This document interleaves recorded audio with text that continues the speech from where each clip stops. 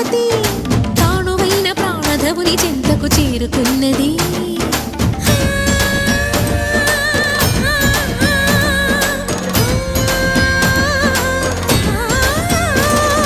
భవుని భువికి తరలించేలా ధరణి దివిని తలపించేలా రసతరంగిణి లీలా ఎదిని నృత్యరతుని చేయగలిగే వేళ